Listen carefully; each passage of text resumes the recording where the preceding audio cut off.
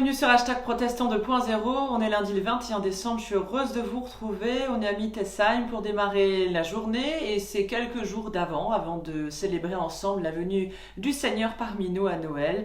Eh bien, je vous invite à méditer ces quelques versets dans le dernier livre de la Bible, au livre de l'Apocalypse, au 3e chapitre.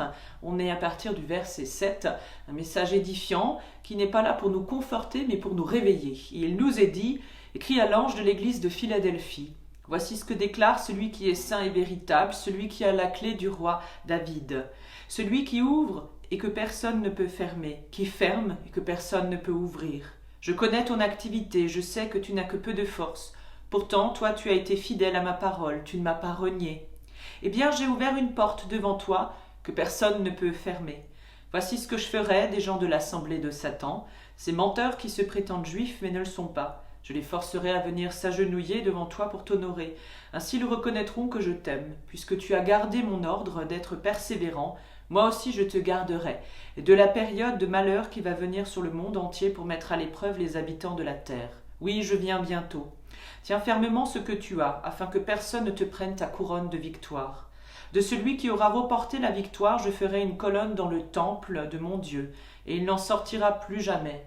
J'inscrirai sur lui le nom de mon Dieu et le nom de la ville de mon Dieu, la nouvelle Jérusalem qui descend du ciel, envoyée par mon Dieu. Oui, j'inscrirai aussi sur lui mon nom nouveau. Que chacun, s'il a des oreilles, écoute bien ce que l'Esprit dit aux églises.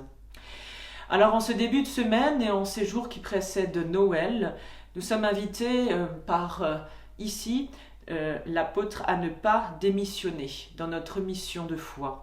Dieu n'a pas des reproches à faire simplement à ceux qu'il aime.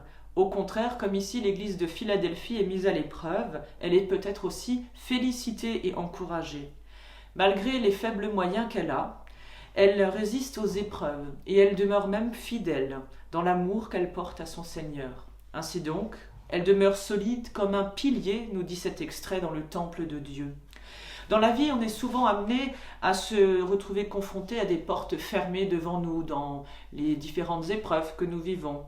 Cette image d'une porte ouverte que personne ne peut fermer, dans le verset 8, nous encourage ainsi dans nos difficultés et dans nos combats à mener. Dieu est toujours celui qui ouvre devant nous le chemin, la voie, la porte, ou bien, si vous le préférez, qui ouvre à une espérance. Et en ce temps d'avant 2020 si particulier, oui, que chacun, s'il a des oreilles, entende ce que l'Esprit nous dit, à nous les membres de l'Église du Christ. Ouvrons notre cœur et nos oreilles et ne demeurons pas, non pas endormis. Ainsi le Seigneur attend de nous simplement de rester éveillés, de rester en forme et d'accueillir celui qui vient. Et je vous propose la prière du jour qui nous vient du livret de la Société luthérienne, une prière pour réveiller notre attente justement. Dieu merci de venir réveiller notre attente endormie sous les soucis et la bousculade de ces jours. Nous sommes si pressés que nous ne prenons plus le temps d'attendre. Nous avons tant à faire, à penser, nos agendas, nos heures, nos vies sont remplies. Nous sommes si occupés, envahis, pressés que nous n'avons jamais plus le temps.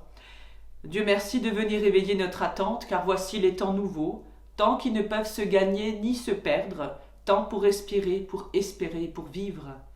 Dieu merci pour ce temps d'avant, oui merci d'arriver à l'improviste, toi le visiteur inattendu. Si Noël est programmé sur tous nos calendriers, toi Dieu tu n'as jamais fini de nous surprendre. Amen. Je vous souhaite une super belle journée et peut-être même des très bonnes vacances entre les mains de Dieu. Je vous dis à demain matin pour la prière du petit-déj. On se donne rendez-vous le 24 décembre, jeudi 24 décembre en vidéo et aussi le 25 décembre en vidéo, toujours à 11h. Et on se donnera rendez-vous en vidéo le 27 décembre également à 11h. D'ici là, portez-vous bien et que Dieu vous garde.